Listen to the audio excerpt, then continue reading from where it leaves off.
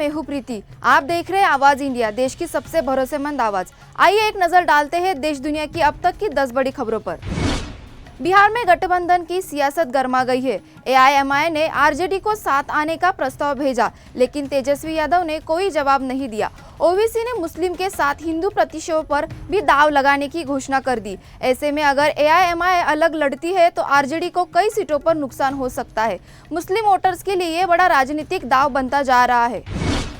हिज्ब उत तहरीर आतंकी संगठन से जुड़े बाबा बहरुद्दीन की संपत्ति को एनआईए ने तमिलनाडु के तंजावुर में कुर्क किया है। आरोपी इस जमीन का इस्तेमाल कट्टरपंथी गतिविधियों और खिलाफत प्रदर्शनी के लिए करता था। संपत्ति दरगाह ट्रस्ट की थी, जिसे फर्जी तरीके से बेचा गया था। एनआईए ने यूएपीए कानून के तहत कार्रवाई की है। सीआईएसएफ में महिला सशक्तिकरण की नई मिसाल बनी है। बल में अब आईजी स्तर के आधे पदों पर महिलाएं आसीन हो चुकी है। यही किसी भी अर्धसैनिक बल में सबसे अधिक महिला भागीदारी है। ट्रांसफर पॉलिसी में बदलाव और स्थायित्व में इससे अहम भूमिका निभाई है। भारतीय नौसेना को 1 जुलाई को नया युद्धपोत आईएनएस इस्तेमाल मिलने जा रहा है। रूस में बना ये स्टेल्थ फ्रिगेट भारत रूस की साझेदारी में तैयार हुआ है। इसमें ब्रह्मोस मिसाइल समेत कई स्वदेशी सिस्टम लगाए गए हैं। आईएनएस इस्तेमाल से भारत की समुद्री सुरक्षा को और मजबूती मिलेगी। आईएमडी ने जुलाई महीने के लिए अच्छी खबर दी है। इस बार औसत है अधिक यानी लगभग 106% बारिश की संभावना जताई गई है। किसानों के लिए ये बड़ी राहत है, खासकर जून की गर्मी के बाद। हालांकि दक्षिण और पूर्वोत्तर भारत में कम बारिश की चेतावनी दी गई है। तेलंगाना की केमिकल फैक्ट्री में विस्फोट में बिहार के मजदूर की मौत के बाद सीएम नीतीश कुमार ने 2 लाख रुपए की अनुग्रह राशि की घोषणा की है। घायलों को 50-50 हजार रुपए देने का निर्देश भी दिया गया है। स्थानिक आयुक्तों को पार्थिव शरीर और इलाज की व्यवस्था सुनिश्चित करने को कहा गया है।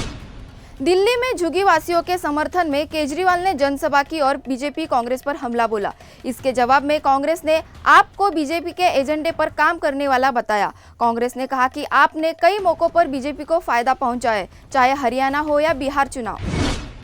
महंगाई के चलते मुंबई के डब्बे वालों ने अपनी सेवा दरों में 200 रुपये की बढ़ोतरी कर दी है। ये बढ़ी हुई राशि जुलाई से लागू होगी। डब्बा वालों का कहना है कि बढ़ते जोखिम और लागत के चलते ये फैसला जरूरी हो गया था। समय की पाबंदी के लिए उनकी सेवा दुनिया भर में प्रसिद्ध हो रही है। भारत और इंग्लैंड के बीच टेस्ट सीरीज के दूसरे मैच से पहले जसप्रीत बुमराह को लेकर चर्चाएं तेज हो गई है। गौतम गंभीर की मौजूदगी में टीम मैनेजमेंट के साथ लंबी चर्चा हुई। बुमराह की जगह आकाशदीप या अर्शदीप को मौका मिल सकता है। सिराज और कृष्णा की परफॉर्मेंस पर भी नजर बनी हुई है।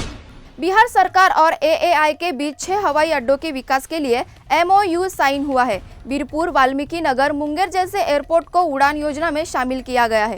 केंद्र सरकार ने हर एयरपोर्ट के लिए 25 करोड़ स्वीकृत किए हैं। इससे राज्य में हवाई संपर्कों को बड़ा बढ़ावा मिलेगा। आवाज इंडिया में देश दुनिया की 10 बड़ी खबरों में फिलहाल इतना ही। जुड़े रहिए आवाज इंडिया के साथ। जल्द होगी आपसे फिर मुलाकात, तब तक के लिए नमस्कार।